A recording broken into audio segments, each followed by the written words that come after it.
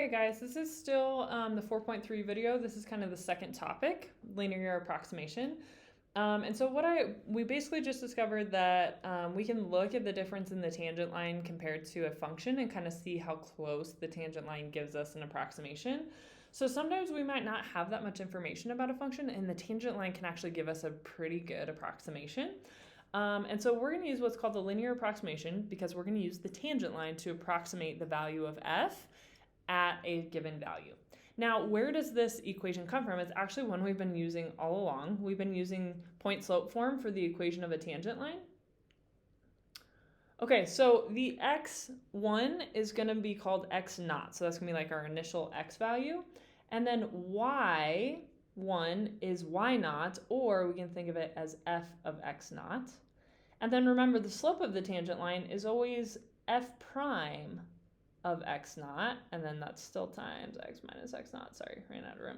And then what they did is they added this to the other side. So really they have f of x naught plus f prime of x naught times x minus x naught. So it just comes from point slope form, but they isolated y to write it in terms of L of x so that we could use that as linear approximation. But it actually just comes from our point slope form equation that we've been using all along for tangent lines.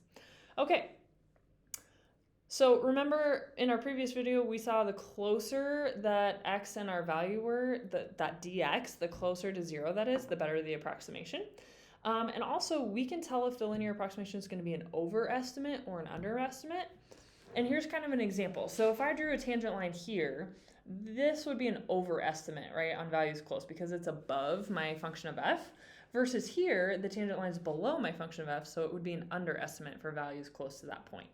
So how do I tell if I don't have the graph? Well, we can actually look at this picture to kind of help us. So when the slopes are decreasing, okay, the second derivative of f of x would actually be negative.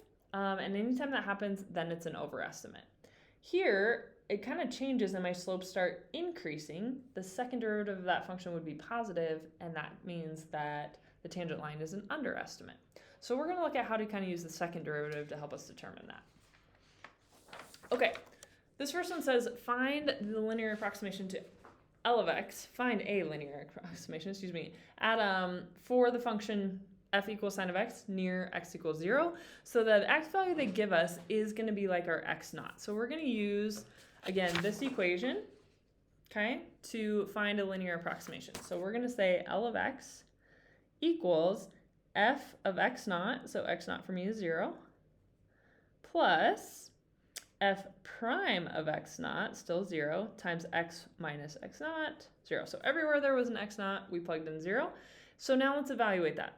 So f of 0 is sine of 0, right? Plus the derivative of sine is cosine, so cosine of 0 times x minus 0, or just x, right? Sine of 0 is 0, cosine of 0 is 1, so we get L of x equals x. So that's going to be what we're going to use for the linear approximation. So another way I can do that, this is the equation of the tangent line at 0, right?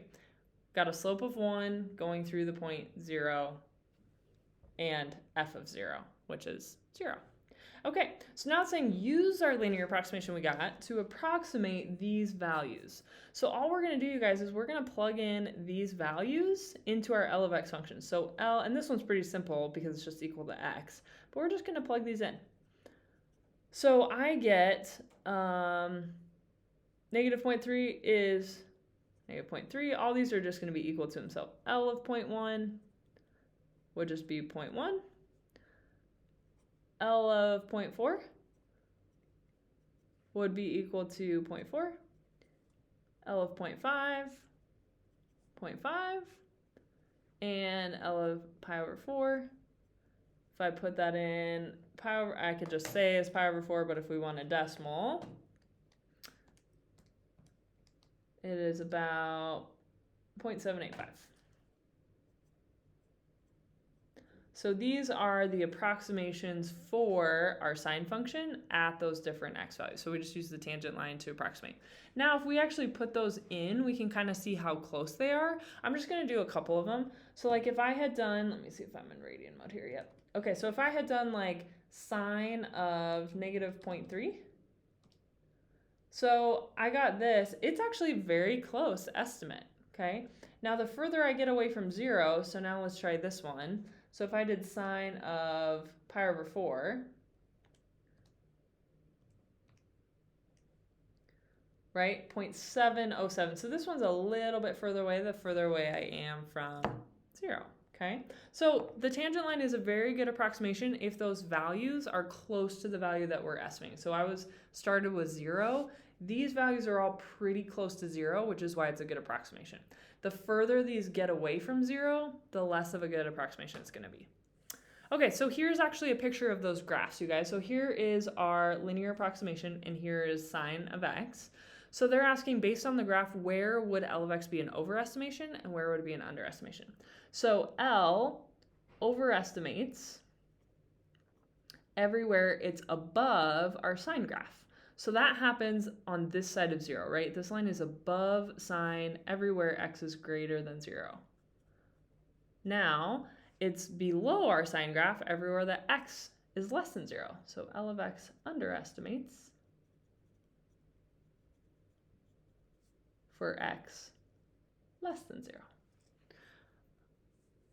Okay, number 3. Use the given information in a linear approximation to approximate the value of the function at c. So this is an example where I have no idea what the function even is. The last one I knew f was sine of x, so we could have used the function to find particular values. This one I don't know the function. So here's where a linear approximation becomes very handy. Use the given information to find an approximate value. So of our function, remember our L of x is equal to, so you can see the values for x they're using are 3, and then this is the actual value we want to approximate. So x naught is going to be 3, and then our actual x value we care about is 2.91. Okay, so again, going back to this equation, so x naught for me is going to be 3, and then the x value is going to be that 2.91. Okay, so here we go. So I'm going to just write out. So we got f of 3 plus f prime of 3 times 3, or x, excuse me, which is 2.91 minus 3.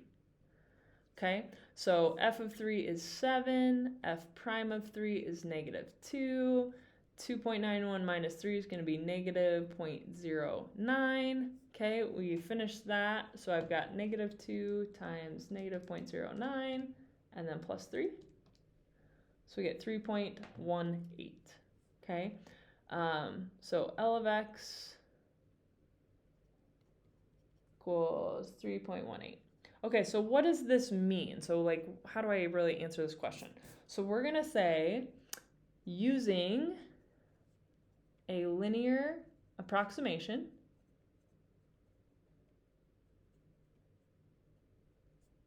f of 2.91 is going to be approximately this.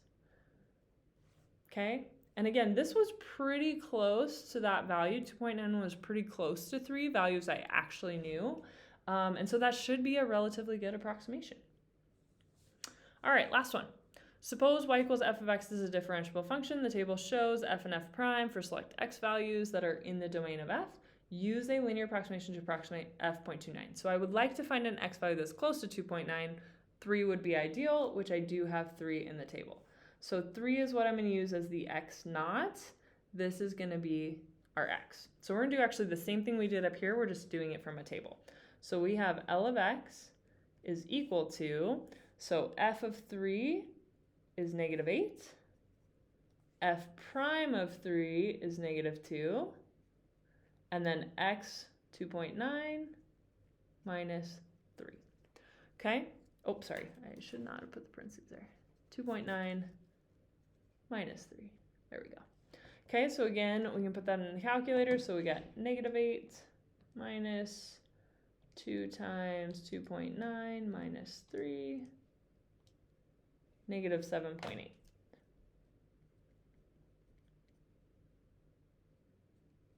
Okay, so again, f of x using a linear approximation f of 2.9 is going to be approximately negative 7.8. Okay, and again, I didn't know anything about the function. I just knew a couple particular values. So then I can use the tangent line to help me approximate the value of f at 2.9.